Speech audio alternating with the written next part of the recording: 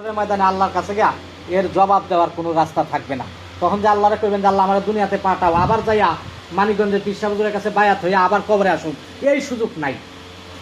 আল্লাহ তাআলা ওইটা বান্দা বলবে, কোরআন শরীফ আল্লাহ বলছে লাউলা আখারতানি ইলা আজালিন করিব, যে আল্লাহ আমার যদি একটু সময় আমারে দান করো, আমি দুনিয়াতে যাইয়া আসাদ্দাকা তোমার রাস্তায় দান করে আসবো, ওয়াকুম মিনাস সালিহিন এবং আল্লাহর ওলিদের সংস্রব তার সোহবত নিয়ে তারপরে কবরে আসবে।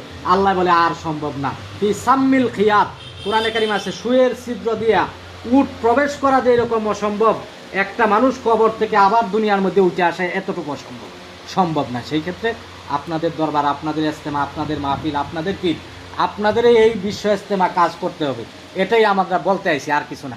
আল্লাহ তাআলা যেন আমাদেরকে কবুল করে। এ পর্যায়ে আমাদের সামনে সংক্ষিপ্তভাবে কিছু কথা বলবেন মানিকগঞ্জের প্রখ্যাত আলেমে দ্বীন। আজকে এখানে যে আলেমগুলো আছে শ্রোতা ওই কয়জন নাই, এটা একটা সৌভাগ্য নেই জায়গাটা। ময়দানে আল্লাহর কাছে গিয়া এর জবাব দেওয়ার কোনো রাস্তা থাকবে না। তখন যে আল্লাহরে কইবেন যে আল্লাহ আমার দুনিয়াতে পাঠাও, আবার যাইয়া মানিকগঞ্জের পীর সাহেব হুজুরের কাছে বায়াত হইয়া আবার কবরে আসুন, এই সুযোগ নাই। আল্লাহ তাআলা ওইটা বান্দা বলবে, কোরআন শরীফ আল্লাহ বলছে লাউলা আখারতানি ইলা আজালিন করিব, যে আল্লাহ আমার যদি একটু সময় আমারে দান করো, আমি দুনিয়াতে যাইয়া আসাদ্দাকা তোমার রাস্তায় দান করে আসবো, ওয়াকুম মিনাস সালিহিন এবং আল্লাহর ওলিদের সংস্রব তার সোহবত নিয়ে তারপরে কবরে আসবে।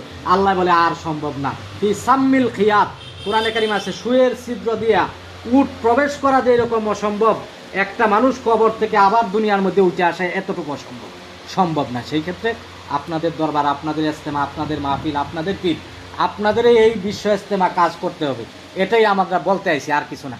আল্লাহ তাআলা যেন আমাদেরকে কবুল করে। এ পর্যায়ে আমাদের সামনে সংক্ষিপ্তভাবে কিছু কথা বলবেন মানিকগঞ্জের প্রখ্যাত আলেমে দ্বীন। আজকে এখানে যে আলেমগুলো আছে শ্রোতা ওই কয়জন নাই, এটা একটা সৌভাগ্য নেই জায়গাটা।